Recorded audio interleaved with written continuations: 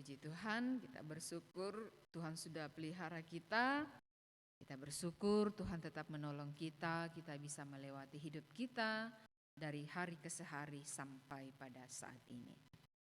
Bapak Ibu jemaat yang terkasih, mari kita membuka firman Tuhan yang sudah saya siapkan di dalam Injil Yohanes pasal 8 ayat 30 sampai ayat 36.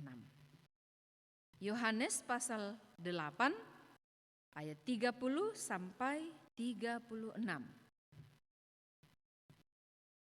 Mari kita perhatikan Alkitab kita dan saya akan membacakannya bagi Bapak Ibu Saudara terkasih. Firman Tuhan berbunyi demikian, Yohanes pasal 8 ayat 30 sampai 36. Setelah Yesus mengatakan semuanya itu, banyak orang percaya kepadanya.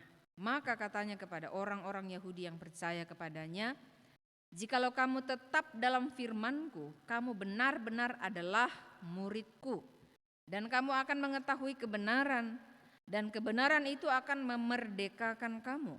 Jawab mereka, "Kami adalah keturunan Abraham dan tidak pernah menjadi hamba siapapun. Bagaimana engkau dapat berkata, kamu akan merdeka?"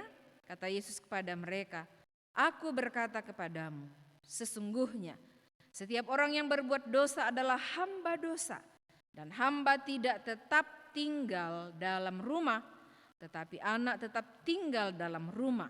Jadi apabila anak itu memerdekakan kamu, kamu pun benar-benar merdeka." Merdeka dari dosa. Itulah tema yang akan kita pelajari di sepanjang bulan Agustus ini.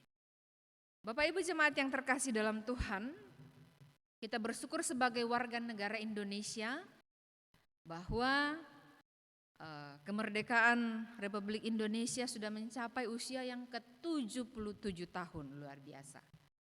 Tuhan sudah memberkati bangsa dan negara ini menikmati kemerdekaan. Tidak lagi hidup dalam penjajahan. Ya. Pasti orang tua kita dulu, kakek dan nenek kita, itu merasakan bagaimana penderitaannya hidup di masa penjajahan. Tidak pakai baju, kalaupun ada baju, baju itu terbuat dari karung goni yang gatal. Ya. Lalu tidak bisa sekolah, yang bisa sekolah hanyalah orang yang darah biru alias bangsawan. Nah, ini cerita dari kakek saya, mendiang kakek saya. Kenapa mama saya itu tidak sekolah? Karena pada saat di kampung itu ada penjajah lewat dan waktu mereka mau mencari anak-anak untuk disekolahkan, ya, mama saya disembunyikan supaya tidak diambil untuk disekolahkan karena mereka takut. Kakek saya takut kalau mama saya sekolah nanti dipukul, nanti diapakan, ya. Jadi mereka disembunyikan sehingga mama saya itu tidak sekolah. Tetapi saya bersyukur dan menurut saya ini adalah mujizat karena mama saya tidak sekolah, buta huruf. Kami bisa sekolah dan yang luar biasa lagi adalah mama saya bisa baca Alkitab. Nah, memang kami membelikan mama Alkitab yang hurufnya agak besar. Sehingga Pak Desa di Maramba itu ketika mama meninggal, dia menyaksikan sendiri. Dia bilang nenek ini adalah orang tua yang benar-benar rajin baca Injil karena Pak Desa itu rekan kita di seberang. Setiap kali lewat di lorong itu dia melihat ke teras. Waktu itu rumah orang tua masih rumah panggung, ya. Dia selalu lihat mama kami itu baca Alkitab. Padahal mama tidak sekolah, tapi baca Alkitab bisa. Nah, ini luar biasa. Sehingga waktu orang tua kami meninggal papa karena PNS, jadi saya katakan, bagaimana mama ini mau terima gaji? Dia bilang, kan bisa jempol. Benar, jadi kalau dia pergi ke kantor pos, terima gaji itu jempol. Karena enggak bisa tanda tangan, enggak bisa menulis, enggak pernah sekolah. Ya. Nah, sebagai orang yang sudah merdeka, ya, kita tidak lagi hidup di dalam masa penjajahan, Kita orang-orang yang beruntung sebenarnya karena kita menikmati yang namanya kemerdekaan. Kita bebas sekolah, bebas beragama, bebas melayani, bebas mengiring Tuhan. Tapi justru karena bebas ini maka begitu banyak orang yang menyia-nyiakan kesempatan untuk belajar, untuk meningkatkan diri. Nah, tetapi di dalam kemerdekaan kita yang kita terima, yang kita nikmati karena Kristus yang sudah memerdekakan kita itu, malam hari ini kita akan belajar bersama. Gambaran orang yang belum merdeka itu sebutannya di dalam pembacaan kita, di dalam ayat 34 ya. Sebutan orang yang belum merdeka itu adalah hamba dosa. Jadi mereka yang belum dimerdekakan, belum dibebaskan oleh Yesus, belum percaya kepada Yesus, mereka adalah hamba dosa. Nah, namanya juga hamba, ya, itu sama dengan budak. Budak itu di zaman ketika Yesus ada melayani bersama murid-muridnya, budak itu memang benar-benar tidak ada hak sedikit pun untuk mengatur hidupnya. Yang atur hidupnya adalah tuannya. Mengapa Yesus memberikan gambaran bahwa hidup orang yang di luar Kristus, yang belum percaya, yang belum dimerdekakan oleh kematian Yesus Kristus itu adalah hamba dosa? Karena benar-benar orang yang ada pada saat itu melakukan perbuatan-perbuatan yang tidak sesuai dengan apa yang difirmankan Tuhan. Mereka bebas melakukan kehendak hati mereka, keinginan hati mereka. Mereka tidak peduli siapapun.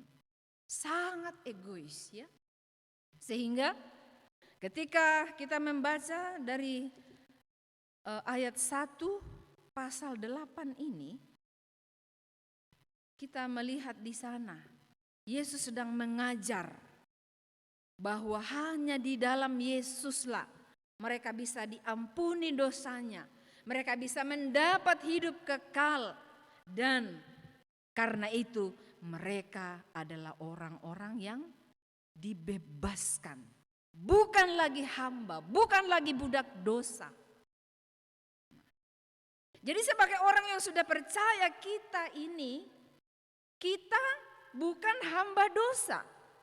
Tetapi firman Tuhan berkata di dalam ayat yang ke-32, kita tidak lagi disebut sebagai hamba dosa, tetapi orang yang sudah merdeka dalam Yesus itu adalah orang-orang yang mengetahui kebenaran, dan bukan hanya mengetahui, tetapi bebas melakukan kebenaran itu. Dengan demikian, kita bukan hamba dosa, tetapi sebutan kepada diri saya, kepada seluruh jemaat Tuhan adalah hamba kebenaran. Hamba berarti tunduk dan taat sepenuhnya kepada kebenaran. Kebenaran itu menunjuk kepada siapa? Kepada Yesus yang sudah memerdekakan kita. Yesus yang sudah menarik kita dari hukuman kekal. Bayangkan Bapak Ibu Saudara, kalau hidup kita ini di dunia sudah menderita, sudah Senin Kamis ya, sudah punya banyak penyakit, pergumulan, lalu kita mati dan tidak percaya Yesus, tidak dimerdekakan oleh Yesus, kita masuk neraka. Kita adalah orang yang paling malang Bapak Ibu Saudara. Sudah di dunia menderita, setelah mati juga lebih menderita karena kekal penderitaan itu. Nah, kita bersyukur karena kita adalah orang-orang yang sudah dimerdekakan oleh Yesus. Kita tidak lagi diperhamba oleh dosa, tetapi kita diberi kemenangan untuk bisa mengetahui kebenaran dan diberi kuasa melakukan kebenaran itu. Jadi sebenarnya untuk melakukan firman Tuhan itu tidak sulit. Apa yang sulit? Keinginan kita. Yang sulit adalah Kita tidak mau memberi diri kita diproses oleh Tuhan. Karena kita selalu memakai logika. Ya. Logika, akal, cara berpikir kita, bukan cara berpikir Tuhan. Nah kalau kita memakai cara berpikir Tuhan, maka kita akan selalu berseru dan berserah. Kita akan selalu memberi diri kita diproses oleh Tuhan. Nah hamba kebenaran itu berarti dia tunduk secara total kepada kebenaran. Kebenaran yang sudah membuat kita merdeka, bebas melakukan yang benar. Kalau ada orang yang mengatakan, saya sudah lama jadi orang Kristen, tahu? Saya sudah lama jadi pengurus di gereja. Saya sudah lama jadi penatua, jadi diaken. Sejak gereja ini ada, saya sudah jadi penatua, jadi diaken. Tetapi bagaimana hidupnya? Apakah dia hamba kebenaran atau hamba dosa? Kalau dia tunduk kepada kebenaran firman Tuhan berarti dia hamba kebenaran.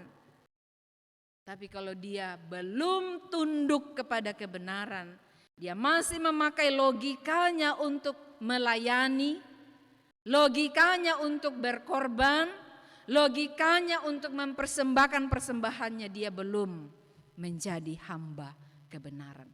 Karena dia tidak tunduk secara mutlak kepada kebenaran.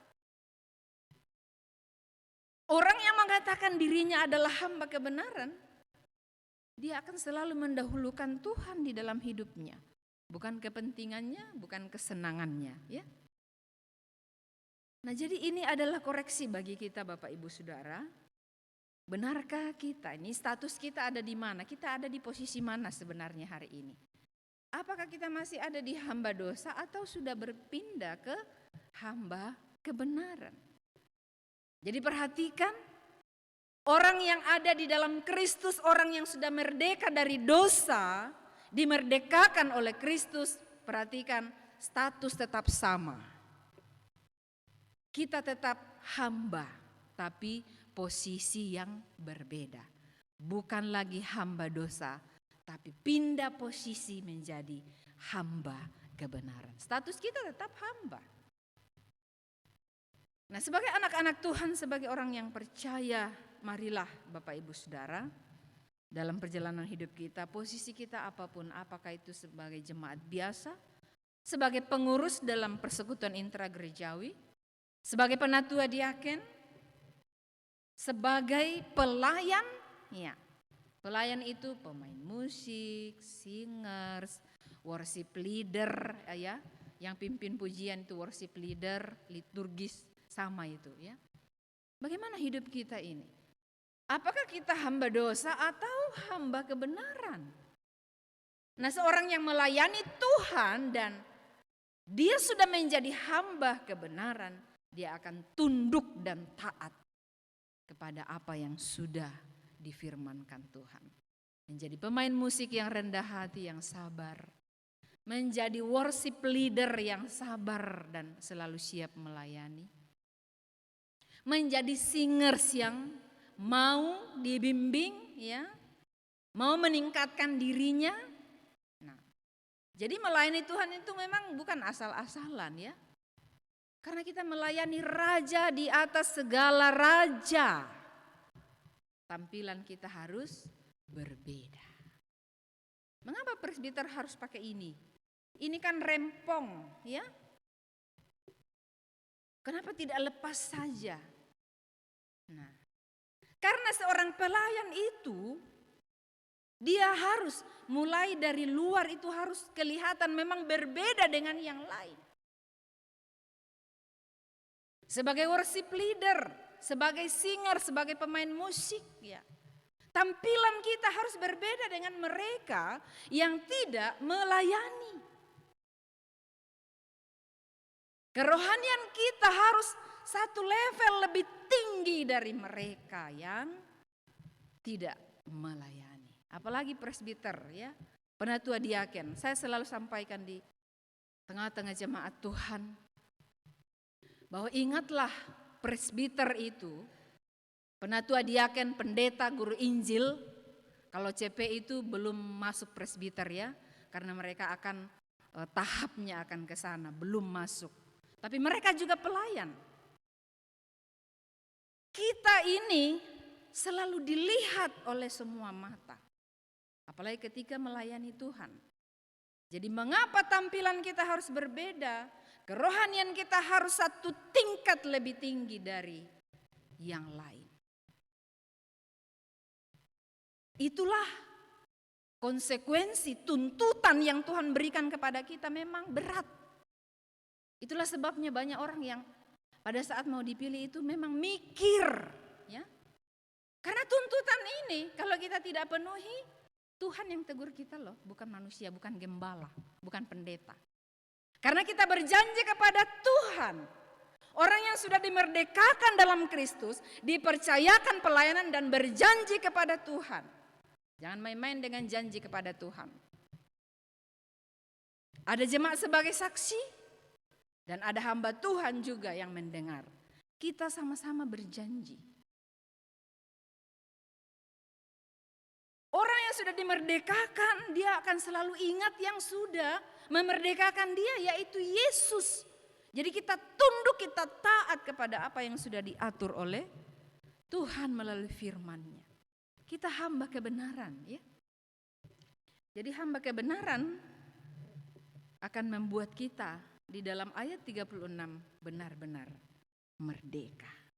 Kalau kita sudah dimerdekakan oleh anak Allah, yaitu menunjuk kepada Yesus, kita pun benar-benar merdeka. Nah kalau begitu ada orang yang belum benar-benar merdeka, banyak. Mereka mengakunya percaya kepada Yesus, ya, menjadi pengurus gereja, tetapi belum benar-benar merdeka. Apa buktinya? Mereka masih melakukan kebiasaan-kebiasaan hidup yang lama mereka. Suka mabuk-mabuk. Peminum menjadi hobi mereka. Ringan tangan kepada pasangannya. Tidak pernah bertanggung jawab kepada keluarganya. Apalagi mau melayani Tuhan. Saya sangat sedih Bapak Ibu Saudara. Dan mari kita doakan jemaat Tuhan di tempat ini. Supaya mereka yang belum setia. Mereka yang masih diikat oleh dosa. Diperhamba oleh dosa. Suatu saat mereka sadar dan bisa dilepaskan. Pada saat kita melihat bahwa ada saudara-saudara kita yang punya kebiasaan. Yang menunjukkan bahwa mereka adalah hamba dosa. Mari kita berdoa. Mungkin kalau kita memberi nasihat sudah tidak mempan, ya. Tinggal lutut kita yang kita berikan, kita berlutut, kita berdoa. Kita minta, Tuhan, saya tidak mampu untuk mengubah si A, mengubah si B. Tetapi Tuhan berkuasa. Kalau memang dia sudah menjadi anak Tuhan dan dia belum benar-benar merdeka, kita percaya Tuhan punya cara untuk menolong mereka. Ada jemaat Tuhan yang sudah puluhan tahun tidak pernah datang gereja. Ada jemaat Tuhan yang kita tidak tahu apa penyebabnya. Ya. Kita sudah doakan, sudah kunjungi, sudah beritakan firman, belum juga. Tinggal yang bisa kita buat apa? Berdoa. Dan kita percaya suatu saat mereka, jika Tuhan sudah memilih mereka untuk diselamatkan, mereka pasti akan sadar dan meninggalkan kehidupannya yang lama. Untuk itu Bapak Ibu Saudaraku yang terkasih, di peringatan kemerdekaan Republik Indonesia yang ke-77 ini, mari kita koreksi diri kita. Sebagai warga negara, ya kita bersyukur sudah menikmati kemerdekaan. Tetapi bagaimana hidup kita dalam Tuhan? Sudahkah kita juga dimerdekakan? Atau posisi kita masih ada di hamba dosa? Yang tahu itu adalah diri kita dengan Tuhan. Mari kita tunduk kepala Bapak Ibu Saudaraku. Kita buka hati di hadapan Tuhan. Di hadapannya tidak ada yang tersembunyi. Tuhan melihat seluruh jemaat Tuhan. Kalau ada di antara mereka yang masih diikat oleh kehidupan dan kebiasaan yang lama, dalam nama Yesus, lepaskan mereka Tuhan. Kasihi mereka. Supaya mereka juga dilepaskan, mereka orang-orang yang benar-benar sudah dimerdekakan. Mereka bebas melakukan firman, bebas melakukan kebenaran yang Engkau sudah ajarkan kepada kami melalui firman-Mu. Kalau ada di antara mereka yang bergumul untuk melepaskan kebiasaan mereka, bergumul dengan karakter mereka, bergumul dengan karakter suami, bergumul dengan karakter istri, bergumul dengan karakter anak-anak yang masih saja bandel, tidak mau dengar-dengaran. Kami berdoa dalam nama Yesus Kristus, Engkau yang akan melepaskan seluruh umat-Mu Tuhan, supaya mereka boleh melihat bahwa ketika mereka berseru dan berserah, Engkau Allah yang tidak pernah menutup mata, Engkau Allah yang sanggup menjawab pergumulan umat-Mu. Jemaat-Mu Tuhan yang sementara merindukan keturunan hadir dalam pernikahan mereka, dalam rumah tangga, kami berdoa dalam nama Yesus, berkati kandungan jemaat-Mu Tuhan yang sedang bergumul untuk mendapatkan buah hati. Tuhan menolong mereka. Engkau sudah memberi keselamatan dan kami yakin berkat keturunan juga Engkau berikan kepada jemaat-Mu yang merindukannya. Firman-Mu sudah diberitakan. Kami tidak mampu melakukannya. Namun kami percaya Engkau sanggup memberikan kami kuasa. Sebab Roh-Mu yang kudus ada menolong kami dan kami dimampukan untuk menjadi hamba kebenaran, taat kepada-Mu Tuhan, sehingga dalam perjalanan hidup kami ini Engkau mendapati kami menjadi anak-anak Tuhan yang senantiasa melakukan yang benar. Terpujilah nama-Mu ya Allah. Demi nama Yesus Kristus kami berdoa, mempersembahkan syukur dan pujian kami. Haleluya. Amin.